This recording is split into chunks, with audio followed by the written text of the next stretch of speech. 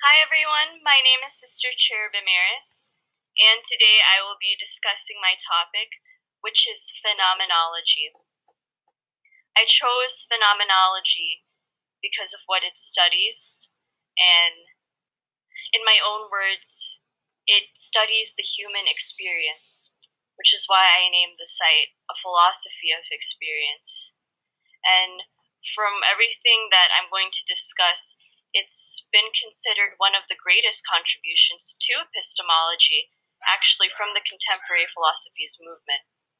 And the definition that I gave about experience, that definition could actually be debated, and I'll talk about that when we discuss the history.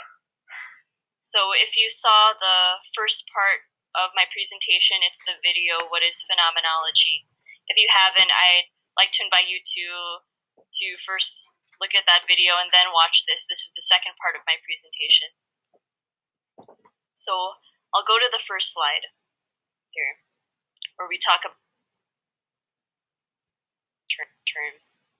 the term phenomenology. According to Stanford Encyclopedia, phenomenology is defined as the study of phenomena. So this is the study of what is derived from the Greek word phenomenon, meaning appearance, or meaning phenomenon, to shine forth. Stanford Encyclopedia defines phenomenology as the study of the appearances of things, or the ways we experience things and their meaning. In a way, you could also say that it is the study of how things present themselves to us. That's another way to think about it. So phenomenology is taken from the subjective view. This means that it is taken and experienced from the first person, I. And if you look at the pictures that I posted on the slide, you'll see that they all have something in common. They're all taken from a first person perspective. And that's true of actually every photo. It's always one person looking through a lens and seeing something. And I think that in a way in itself is a good example of what's studied in phenomenology, because there's a person I who is perceiving an object, another. So phenomenology deals with the self and another. It could be an object, it could be a person, or something that you're in the presence of. And whatever it is always a conscious experience. That's the main thing to remember, and also a key term, consciousness. It's a conscious experience because it's not just something that you observe or engage or analyze in, but it's something that we've lived through. It's something that we've performed. And so in addition, I'd also like to point out that it studies intentionality. Intentionality is essentially the way an experience is directed toward an object in the world. So it's important to study phenomenology because it calls attention to philosophizing in everyday matters in the world, and it urges us to think deeply at a time when everything just seems so instant and spontaneous. Essentially, it allows us to discover meaning.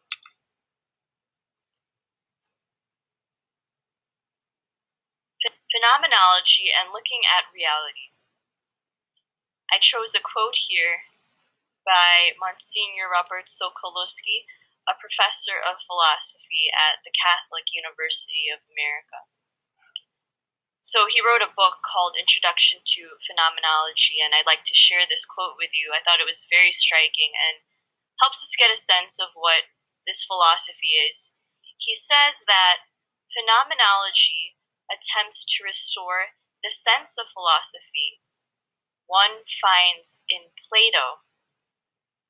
Now, if we remember Plato, he was one of the most significant philosophers to look at reality.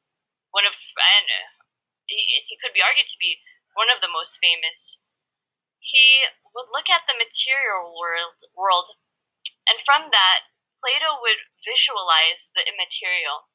That's one of his greatest and novel thoughts during that time of during that time of Socratic philosophers. He would take whatever is in nature, he would take whatever the object is he's in the presence of, and from that he would visualize something that's immaterial, something that's not essentially tangible. And he would abstract universal concepts from matter and ponder on ideals. That's where we get the term idealism. Ideals as in not only what's ideal and perfect, but ideal in the sense that they're things that we do not see with our eye, things that we don't see visibly.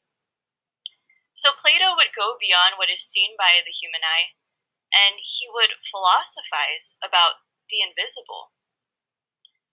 And this is important because to Plato, that was where things for him were most real. It was imagining that, not imagining, sorry, but visualizing that ideal world, that world of ideals, that world of perfection. For Plato, he was already jumping to a realm of the immaterial, a realm of the spiritual. And so it's interesting that Monsignor Robert Sokolowski says this, because he associates it with how phenomenology is looked at.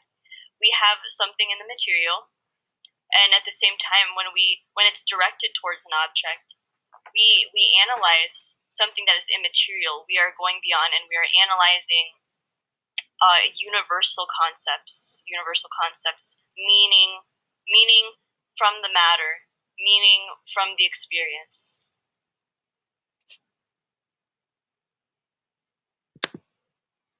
This point, I'm going to briefly introduce the movement's development, its major contributors, and philosophy as a discipline. And once we have a framework of all those insights and topics, I'm going to jump back actually to the study of phenomenology as a philosophy. So briefly here, I'm just going to go through some history and some development from everyone's thoughts. All right. How did phenomenology begin? Phenomenology emerged as a study and movement in the early 20th century Europe, and it was developed largely by German philosophers Edmund Husserl and Martin Heidegger, who both developed this philosophy in response to a problem in the natural sciences. And I would also say it's also a response to the problem of appearances. So we'll read about Edmund Husserl first.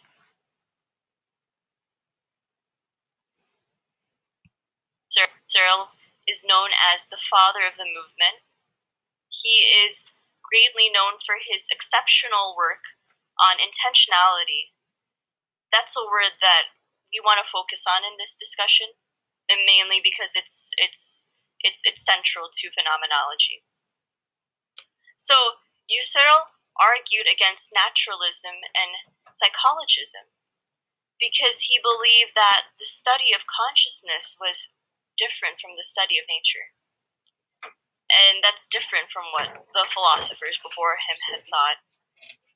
For Husserl, his first directive towards phenomenology was to, quote, to go to the things themselves. And when he says go to the things themselves, he's attempting to counter skepticism with a direct and later indirect realism. What Husserl wanted was for us to be free of the doubt about the value of our own perceptions. And if we think about all the other philosophers who had also analyzed this problem of perception and analyzed the doubts about it and